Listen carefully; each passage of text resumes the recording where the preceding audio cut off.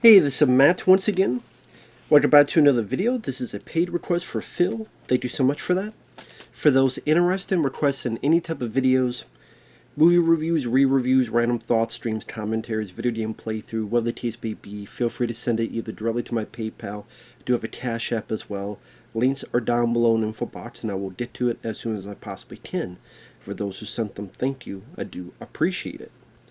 Now, this is for Robot Jox, which is a 1990 film directed by Stuart Gordon. Now, Stuart Gordon, may he rest in peace, he's a director that I liked quite a bit of his movies. Reanimator is a good one. I was never big on From Beyond, but he did Dolls, which Dolls, as a film I remember from my childhood, and very creepy images, the person holding the eyeballs, and then the cover with the doll holding, just very memorable cover. And it's like it's a horror film, but it's like I don't want to say it's a family film, but it's I have something about it as this kind of interesting mesh between the two, and that's, I think, one of his more interesting pictures. Now, this film is with Empire Pictures, Charles Band's company, before it went bankrupt, and then he had Full Moon Entertainment. Empire Pictures, from what I understand, went bankrupt while this was being made. And this was considered at least one of the bigger, maybe the biggest budget that an Empire film had. So I don't know if this helped make it go bankrupt or what the hell or what, but obviously they had some kind of hope for this since they put so much budget. And when I say so much, it's like $6 billion, maybe $7 million, which is a lot for an Empire film, Empire Pictures film. And I mean, of that era of Charles Band, whether it be Empire or Full Moon, there's films of theirs I like. I like the first couple Trancers movies. When it's more into Full Moon, I like some of the Puppet Master films. 2, 3's okay, 4, 5. Doll Man is my favorite, with Tim Thomerson. I really enjoy Doll Man for what it is. So there's some fun to be had if you like those sci-fi, type of with Ghoulies. I did think Ghoulies 2 is a part of it. At least I always think of it, Ghoulies 2 is a part of it. But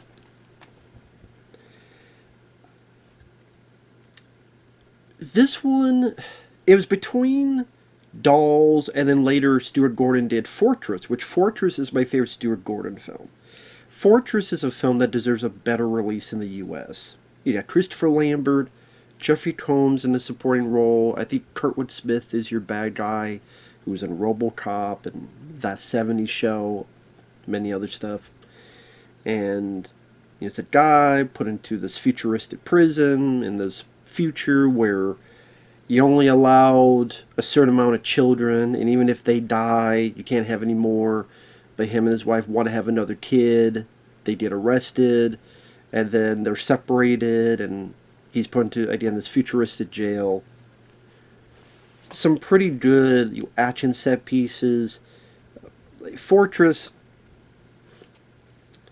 underrated film, I would say. This is one of those movies that I do remember watching as a kid. I remember the VHS tape. I remember the cover. It should be the cover over there. But it wasn't as good as I remember this film.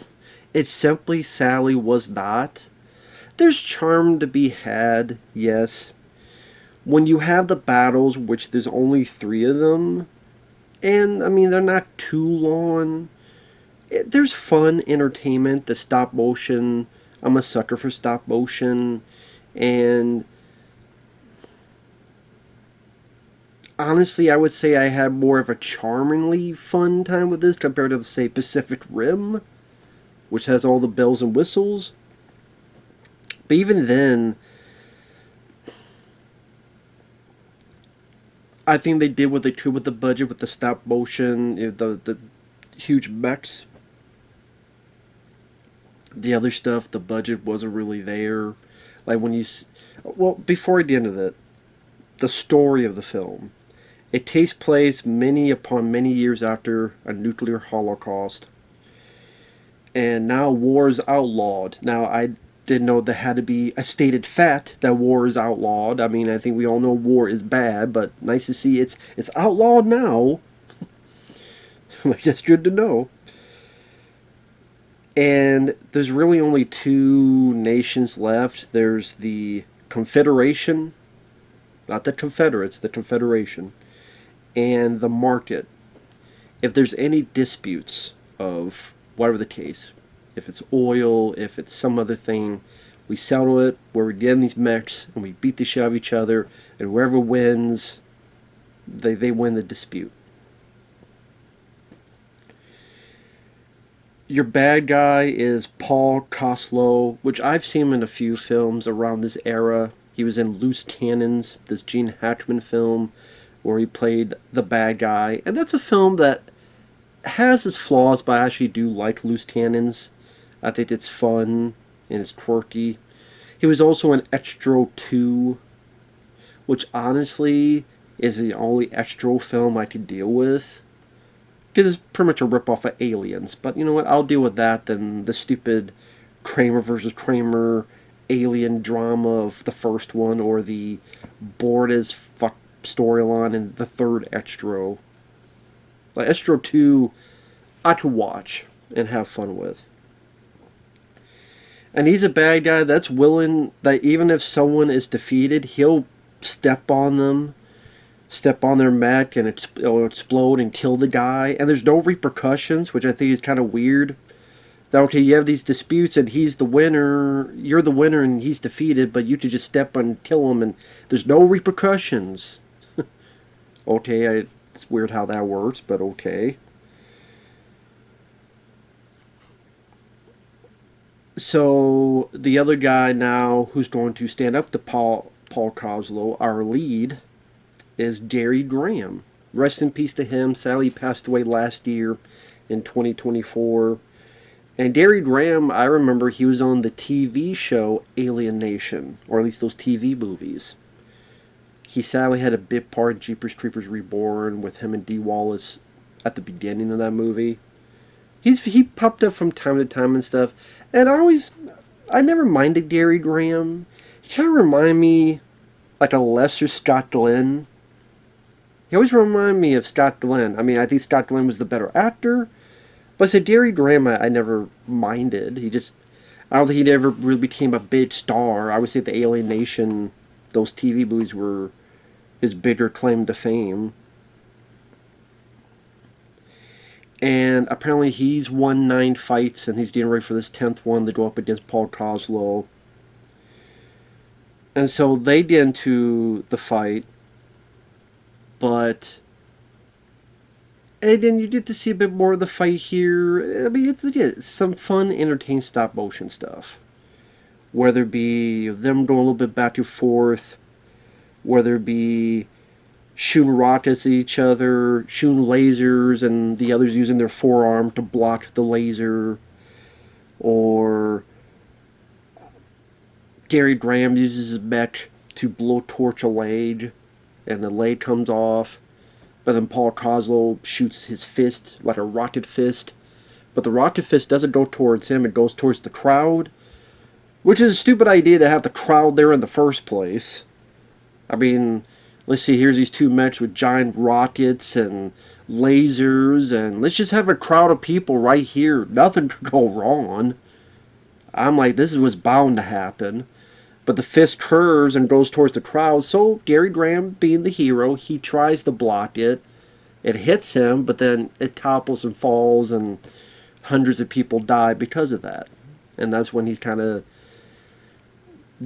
doesn't want to do it anymore, which I don't blame him. Now, before I go on, one thing about this film is that it was written by a sci-fi author. Now, if I understand, the author who wrote this film, he wanted a more serious movie. But Stuart Gordon wanted a more kid-friendly movie. So you had this kind of battling of the tones going on. And Stuart Gordon wanted to make, I would say, like more like a comic book film, and again, the author, the writer, wanted a bit more serious. I would put it the way I looked at it, I think the writer wanted to be more like the original Rollerball, and then Stuart Gordon wanted to be what became like Pacific Rim. There's kind of these different tones, and I mean, I like the original Rollerball a lot more than Pacific Rim, so I kind of wish it was more in the writer's direction, honestly. You can still have action, just like Rollerball has the original, not that shitty remake. And like you did a little bit of the world, but I kind of wish we saw more of this world. The little bit we see of this world is interesting, where you see all these advertisements for pregnancy, which makes sense. They don't have a lot of people, so they would want people to procreate and get pregnant as often as possible. So even the posters, they have pregnant women because they want to entice people. Yes, please fuck. And if they have more children, they get like a better housing. So like, the incentive is to have more sex. So kind of the opposite of Fortress, Stuart Gordon's later film. That you can't have too much sex. You can't have too much kids. Here, have as much kids as you want. I kind of wish we delved more into that because that's kind of an interesting motif. But I did it. It's called Robot Jocks, which I think the writer didn't want that title, but Stuart Gordon did. And I mean, Robot Jocks has a ring to it, a fun ring to the film. Paul Koslo is definitely hamming it up as the villain. Granted, sometimes he speaks a bit too much. As one man puts it, Ivan Drago kind of did it better. Less is more. And I'm talking about the original Rocky IV, not that stupid director's cut, where for some reason Stallone's like, let's add Ivan talking more. I'm like, no, less is more. The other characters, before we go on, you have this guy named Tex, so you know what kind of accent he has. He was a former robot jock, and I think he won all 10. You're supposed to win all 10 before you could get out of the contract. And he's like the coach to Gary Graham's character. You have this Asian guy who kind of an inventor. He creates some of the weapons, and for some reason their weapons, their secrets are being found out by the other side, so they think there's a spy, and there is a spy, which I'll get to that later as to who the spy is. Although I will say the whole spy subplot, it didn't really do anything. Like, you didn't even need this whole spy subplot because it didn't really go anywhere. I mean, I get that, okay, it means the other side, but at the whole scheme of things I should say, the whole scheme of things, you could have cut that out and it really would not have made the plot that differently. So the whole spy subplot I thought was rather pointless and wasn't really needed, in my opinion. The acting by most is kind of there. I would say I like Gary Graham the most, even though it kept reminding me of Scott Glenn. The others were kind of, text, very stereotypical of his performance. He'll say lines like, "Soil is just dirt," or "It's clobbering time." I'm like, you're the thing? I didn't know this was a Fantastic Four. Although I'm sure it's better than that new one coming out, a Fantastic Four. First steps to shatter your face. But like, the story is there. I wish they delved more into the world around them. They get to know about that more. You definitely tell all the budget went into the mechs. As they're the prime. When people see the film, that's going to be the thing they remember the most. Granted, again, it's only pretty much 3 scenes, but 3 scenes are decent. Because the money was put into that, like I said, the sets, like where Gary Graham lives. There's like paper walls as if it's somewhere in Japan. But then you tear up, you see like all this empty space behind the thing. It's just not the most sophisticated apartments. There's this thing where there's a lady and there's kind of a lovey-dovey stuff going on. And because Gary Graham doesn't want to fight this girl, Athena, she's going to take over. There's even this bit where you have to train and you have to like get to the top, but these things will burn you and you'll fall and die. And I'm like, this... all you people will fucking die before you can get into the mechs. And I don't even know what this really does. Like, okay, make sure you don't grab this thing and burn your hands, but you don't have to worry about burning your fucking hands when you're in the mech. I guess to show determination. I would think maybe have like miniature versions of these mechs where you control, you have to battle each other, like a laser tag game or something, to show how you can control these things, how you can maneuver them, how quick is your thinking, your reflexes. So I don't really know this thing where you play on the jungle bars, you know, the jungle gym that go up to the top. I don't know if that really helps the best in training these mech suits, but I guess for them it does. You weak as shit, you get the fuck out, I guess. So Gary Graham sees that this girl who he quickly grows an attachment for is doing it. Then he wants to instead be the guy to fight Paul Koslo. But she's like, no, I'm going to do it. And there's this bit where they have a fight. It's funny because in the middle of the fight, like she drugs him, but I guess this drug takes a bit to knock you out because she hit him with the shot. And it goes for like a full 30 seconds where you get into this little kung fu fight. And what's funny is when they show the wide shot, the girl, it's obviously a guy fight double. Try to do like a sweep kick and stuff. And I'm like, that's obviously a dude. I could tell that's a dude fighting Gary Graham now. Until eventually the drug affects Gary Graham, and then she like kind of brutally just hits him with like her knee or something, and then she goes into the suit. It's funny the way the guy knows it's not Gary Graham because they got the outfit on and the helmet. Like a lot, I guess, you know, sometimes you see where people slap your ass. Well, he slaps the ass, which I guess what he usually does to Gary Graham, but she gets offended, huh? And the guy's like, you're not him. Who are you? So, there you go. Slapping the ass will give you away.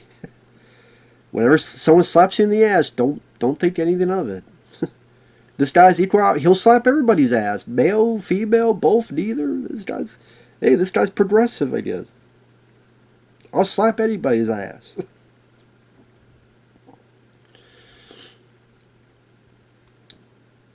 Spoilers, to get into spoilers, you find out that Tex is the spy. And really it's just the Asian guy finds out and calls the Tex guy out. This Tex guy, Tex gets the gun, puts it to his head, but then shoots the guy in the head. And again, for what I think was PG, they got away with some stuff where like the 300 people and Gary Graham looks down, you see some dead people and people bleeding. The one guy, when he gets shot, he does like this. You see like a red splat on the wall. I mean, again, I thought it said PG. Some may say PG-13, but I mean, it's still pretty... They definitely pushed it. But like I said, the whole spy thing didn't matter because he gets caught. And then, like, the guy had recorded it all. And the guy, Tex loves to say, that damn Jap. That damn Jap.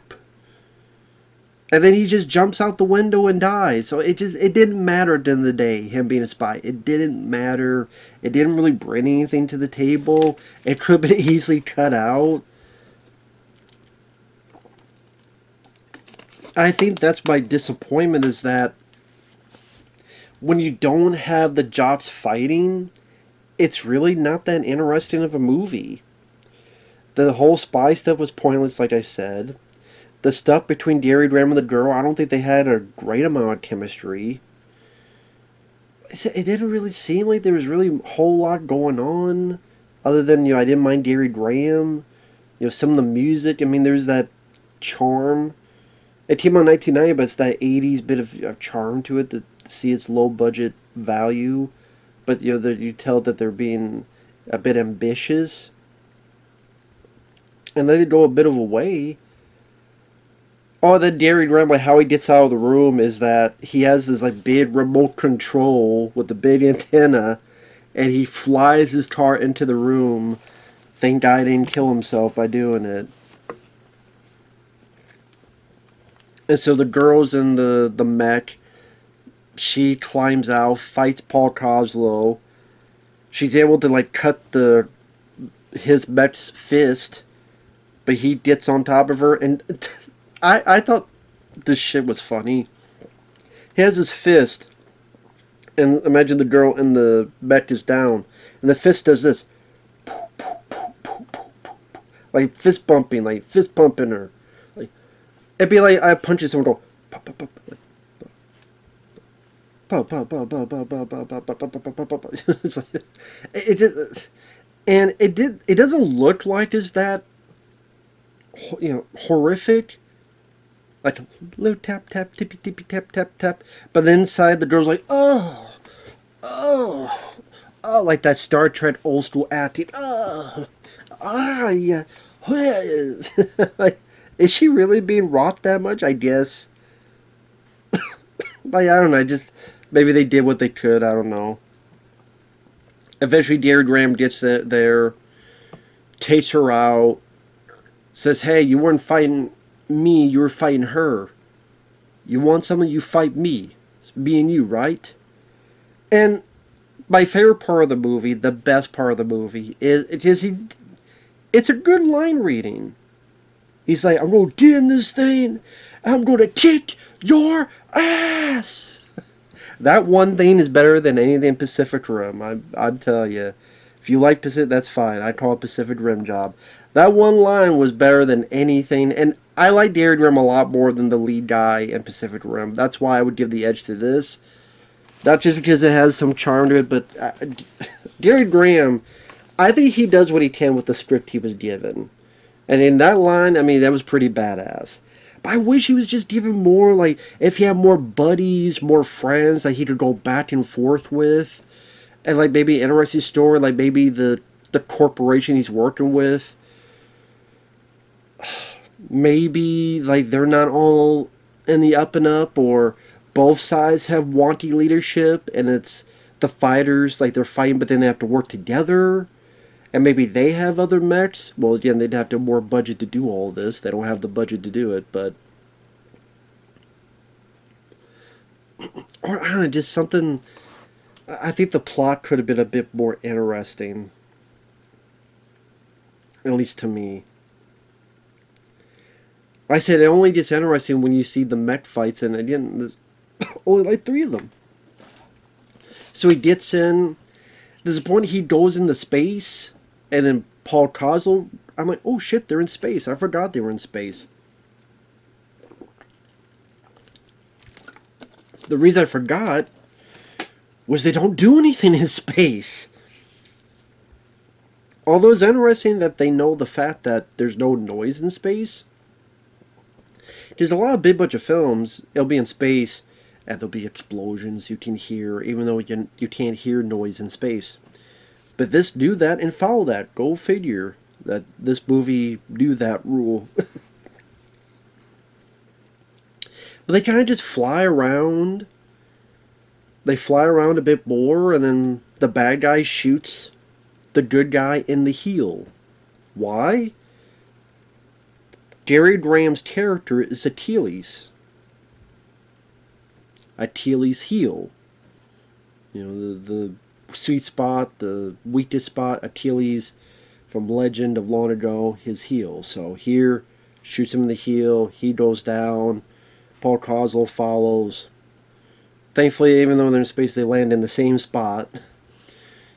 Turns to a tank, fires at the bad guy's crotch, and then the crotch, I guess you call it a chainsaw dick.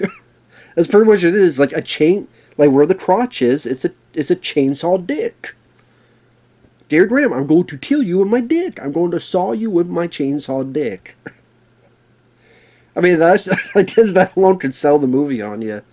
He gets out of the way. He finds that fist that the girl chopped off a while ago. Hot wires it. Blasts. Hits the bad guy. Blows up the whole mech. Somehow Paul Koslo survived.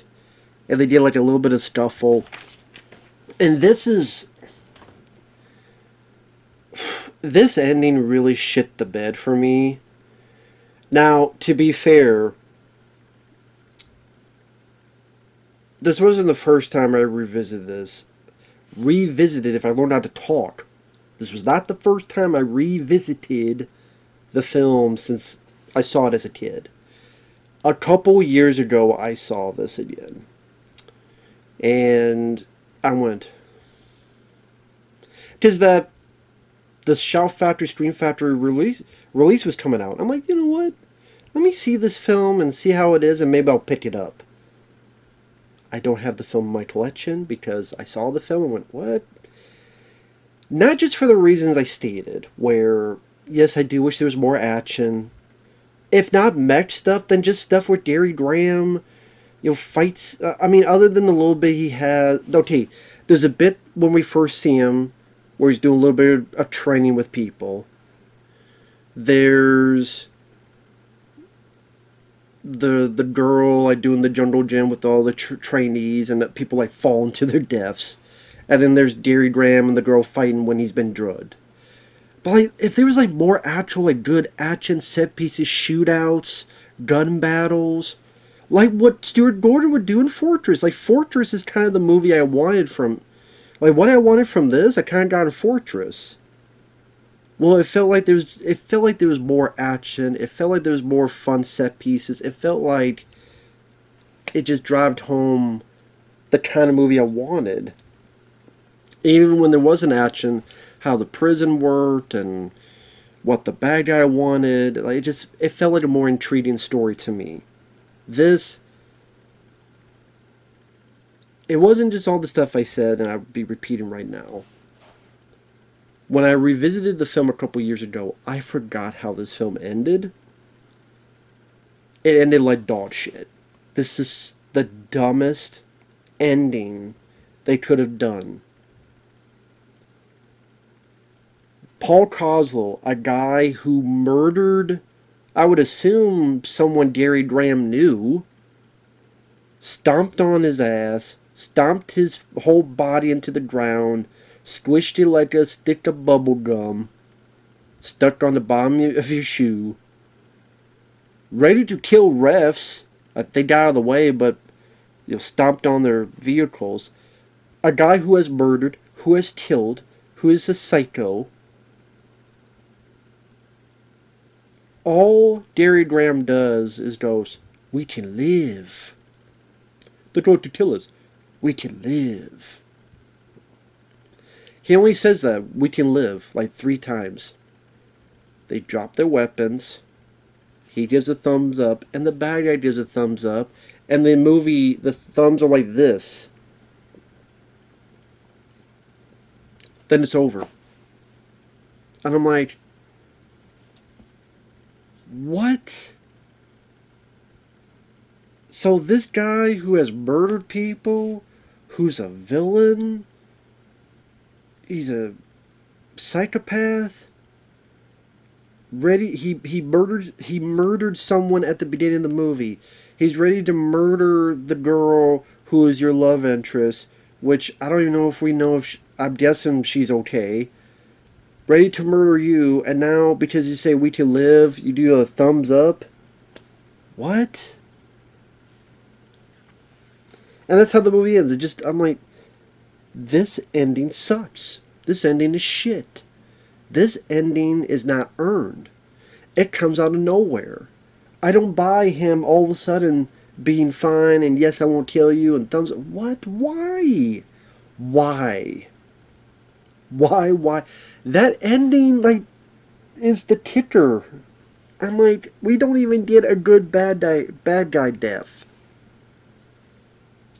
I think of other action films like Blue Thunder. Roy Scheider blowing him up to Badow. Catch you later. Arnold throwing, let off some steam, Bennett. Stallone Cobra hooking the Night Slasher and going up to be burned. Fortress with the Kurtwood Smith and what happens with the vehicle. Not only with Kurtwood Smith, but then the vehicle, like the computer, and Christopher Lambert's got the big fucking machine gun.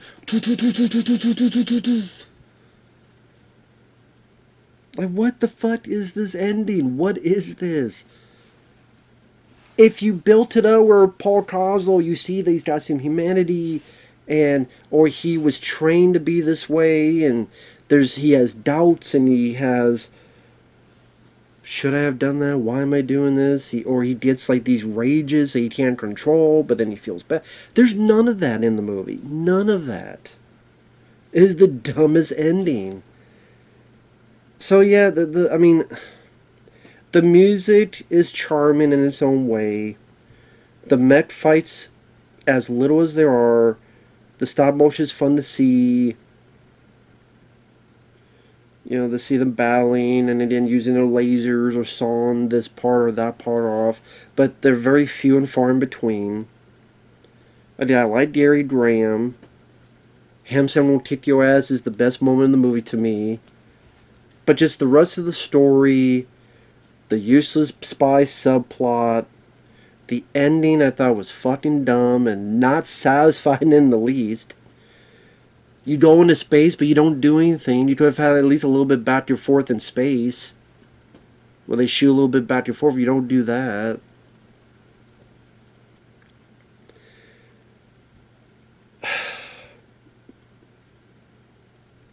And you can do this. Like, the original Rollerball shows it to be done. Where it tells about the world.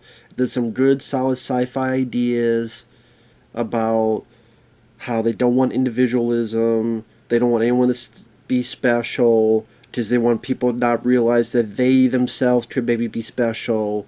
No, we want people to think you can only rely on the corporation. They can't have a guy to inspire them. That's why they want to get rid of James Caan, but he fights through it anyway. And these brutal battles. Like, I wish this was more like Rollerball, the original, but it's not. So, I would never see this film again. I think on the Blu-ray there's only like a few commentaries. It's too bad there's no actual like making of documentary, because that would be more interesting to see. You know, Gary Graham interviewed, like, how was it working on Robot Jox? I don't know if he was interviewed before he passed away, but it's too late now. And yeah, I think that's the one thing that take away from this is, I think Paul Koslo has passed away, Gary Graham has passed away, Stuart Gordon has passed away. So, yeah, sadly, a chunk of people involved in this are long gone, so rest in peace to them. I wouldn't say I hate this film. I wouldn't, but